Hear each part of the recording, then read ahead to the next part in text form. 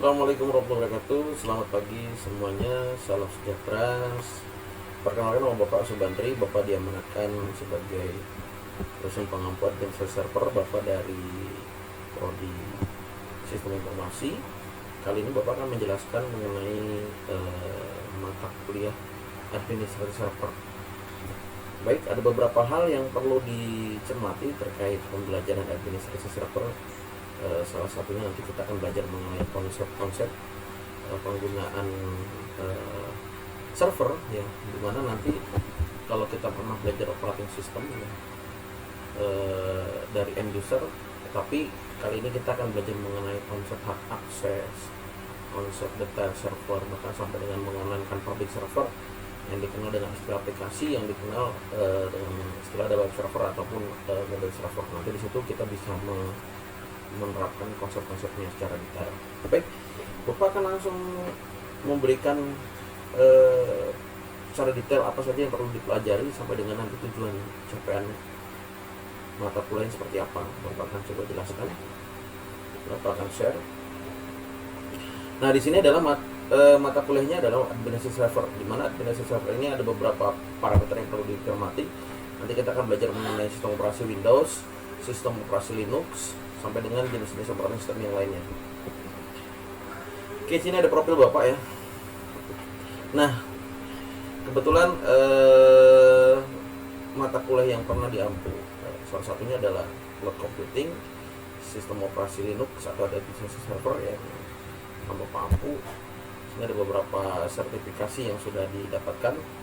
Ada Cisco Academy atau Microsoft Academy, sertifikasi Junior Network Administrator, sertifikasi kompetensi IoT, sertifikasi CCNA, CCNA Security, MTCNA, MTCRE, NDG Linux, LPA, sertifikasi ASCOM.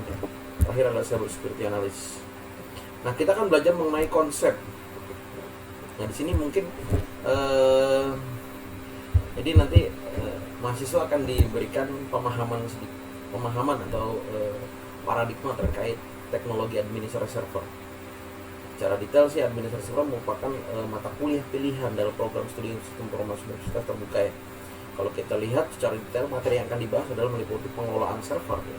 Terus layanan teknologi informasi, pengelolaan user group file system, di mana user group ini nanti ada grouping berdasarkan departemen, misalkan ada HRD, ada purchasing. Nah, secara detail kita akan membuat grouping. Jadi nanti di grouping itu ada usernya masing-masing. User accounting ada di mana nih posisinya, user purchase ada di mana posisinya, sampai dengan transaksi file.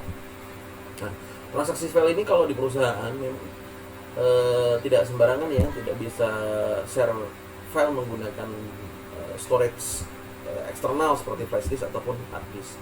Biasanya dia akan memanfaatkan teknologi file system, di mana nanti toolsnya akan lebih lengkap kalau kita melihat dari services. Paling nanti yang menjadi rujukan adalah Linux server, di mana Linux server ini nanti akan kita buat sebagai rujukan server storage yang nantinya akan dikumpulkan biasanya untuk menampung semua data yang ada di location lokal maupun public. Cuma nanti kita akan membahas scope dasar dulu terkait file system. Pengelolaan hak akses, pengelolaan layanan, identitas host, pengelolaan server layanan, pengelolaan remote server, layanan email, data center, virtualisasi, keamanan, bahkan ada standar operation prosedurnya yang harus kita cermati. Mempelajari konsep, dalam sisi ini Anda akan mempelajari konsep nih. Jadi sebelum belajar teknis, baiknya mengerti konsep secara detail. Seperti apa sih? Jadi kalau kita lihat SOJ, sistem operasi jaringan, agar dapat memberikan ilustrasi yang lebih nyata, diharapkan dapat mempelajari memahami materi secara lebih atau faktual. Materi yang di dalam buku ini akan memaparkan salah satu sistem operasi yang sudah umum digunakan. Nanti penekanannya, garis bawahnya, kalau kita belajar secara detail, nanti kita akan belajar dua komposisi, yaitu network sistem operasi berbasiskan open source maupun yang lisensi, yaitu Windows maupun Linux. Akan tapi tidak digunakan destroy atau sistem operasi yang lainnya. Digunakan inisiasi berikut sebagai panduan dalam mempelajari intinya secara detail. Jadi kalau kita belajar mengenai rules networknya, nanti ada step by stepnya. Nah, tujuannya atau capaian pembelajarannya di sini diharapkan nanti ya, mahasiswa mampu mengelola keamanan dan SOP pengelolaan teknologi informasi. Data center virtualisasi, pengelolaan remote server dan email, pengelolaan server dan layanan, pengelolaan layanan dan identitas host. Seperti apa sih virtualisasi? Virtualisasi nanti ada yang level 1 dan 2, vSphere namanya. Nanti akan saya kenalkan secara detail vSphere. Jadi kalau kita lihat vSphere itu atau hypervisor. Hypervisor itu ada tipenya 1 dan 2. Kalau tipe hypervisor 1 itu diinstal di